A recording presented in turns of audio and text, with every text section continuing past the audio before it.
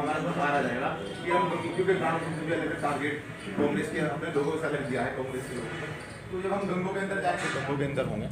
अब कल वहां पर एक मीटिंग संसद तक और संसद से सड़क तक सफर करती कांग्रेस पार्टी के प्रदेश अध्यक्ष माइनॉरिटी विंग से मेरे साथ हैं शाहनवाज आलम साहब। जानना चाहेंगे 2024 करीब है, लगातार मीटिंगों का दौर चल रहा है, तैयारियां चल रही हैं, बैठक चल रही है, सहारनपुर से सीतापुर तक यात्रा चलने को तैयार है। आखिर क्या कारण है कि भारत जोड़ो आंदोलन फेल हुआ? जानना चाहेंगे उनसे जो ये यात्रा है वो किस चीज को लेकर, सबसे पहले ये जानते हैं। शाहनवाज आलम साहब, किस चीज को लेकर ये यात्रा चलने वाली है आपकी सीतापुर तक? देखिए, ये परिवर्तन यात्रा नाम है इसका, और आदरणीय प्रदेश अध्यक्ष माननीय अजय राय जी के नेतृत्व में यात्रा चलेगी। राष्ट्रीय नेतृत्व की तरफ से भी जो हमारा सर्वोच्च नेतृत्व है इसमें शामिल होगा। कई जगह बड़े ऑर्गेनाइजेशन बड़ा कार्यक्रम भी होना है और उसमें सचिन पायलट की शामिल है। और इस यात्रा का जो मेन मकसद है वो इस देश को, संविधान को बचाने के लिए कांग्रेस पार्टी को सत्ता में लाना है और लोगों को ये समझाना है कि भले अभी 3 राज्यों में कांग्रेस हारी है, लेकिन जो उसके आंकड़े हैं वो ये बताता है कि कांग्रेस पार्टी जो अभी मुख्यमंत्रियों के चेहरे पे चुनाव लड़ी और भारतीय जनता पार्टी जो प्रधानमंत्री जी के चेहरे पे चुनाव लड़ी, उस मुकाबले में कांग्रेस पार्टी को भारतीय जनता पार्टी से 10 लाख वोट ज्यादा मिले। अच्छा, आपने ये कहा कि प्रधानमंत्री का चेहरा सामने था, तो क्या कारण रहे कि वहां कांग्रेस नहीं कमाल दिखा पाई?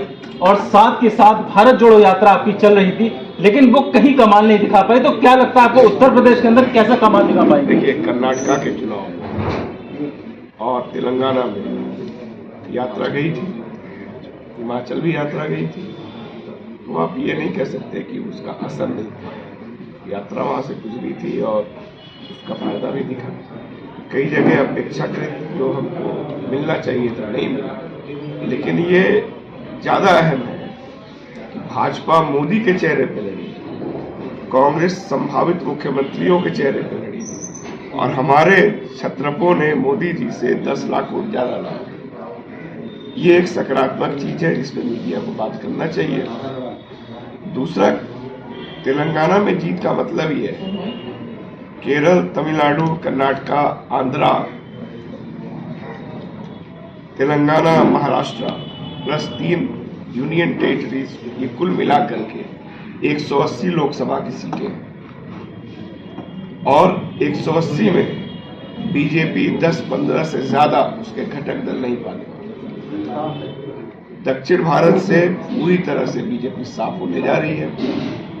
तीसरी बात जो ध्यान रखने की है वो ये कि पूर्ण बहुमत की सरकार बनाने के लिए 272 सीटें चाहिए और भाजपा के पास 301 थी, उसमें से बाद में कई चुनाव हारे भी, यानी कि अगर 28-30 सीटें भी कम होती हैं भाजपा तो मोदी प्रधानमंत्री नहीं बनता। उत्तर प्रदेश के अंदर इस समय कहाँ देखते हैं आप अपने आप को? लगता है कि इस बार क्या मोदी मैजिक चलेगा या कांग्रेस इस बार भी कुछ कमाल दिखा पाएगी? क्योंकि 5 राज्य 2024 करीब है, 5 राज्यों में 3 में बीजेपी ने परास्त दी है कांग्रेस को, तो क्या लगता है आपको? बहुत मनोबल बढ़ा हुआ है बीजेपी का। 2017-18 में जब चुनाव हुए थे इन्हीं राज्यों में हम जीते थे, लेकिन लोकसभा में हमको कुछ नहीं मिला था। तो ऐसा नहीं कि आप विधानसभा में बहुमत से आ जाते हैं तो सीटें लोकसभा में ही बढ़ जाती हैं। कांग्रेस पार्टी के साथ खुद ऐसा हुआ। राजस्थान में हमारी सरकार मध्य प्रदेश में थी, छत्तीसगढ़ में। अच्छा, क्या कारण रहे कि पार्टी नहीं आ पाई कुछ? क्योंकि जिस तरीके से मध्य प्रदेश में कहा जा रहा था कि मध्य प्रदेश में कांग्रेस आनी है, जिसे सोशल मीडिया पर लगातार कैंपेनिंग चल रही थी, तो क्या कारण आप मानते हैं कि राजस्थान आपने छोड़ दिया, छत्तीसगढ़ आप खो दिया आपने, मध्य प्रदेश में भी आप मजबूत थे लेकिन कहीं ना कहीं नहीं दिखा पाया आप कमाल? देखिए, ये जो आप बात कह रहे हैं, बहुत सारे लोगों को आज भी भरोसा नहीं हो रहा है कि हुआ क्या, और कहीं ना कहीं इससे हमारी चुनावी प्रक्रिया पर लोगों के गहराते संदेह का अंदाजा लगता है।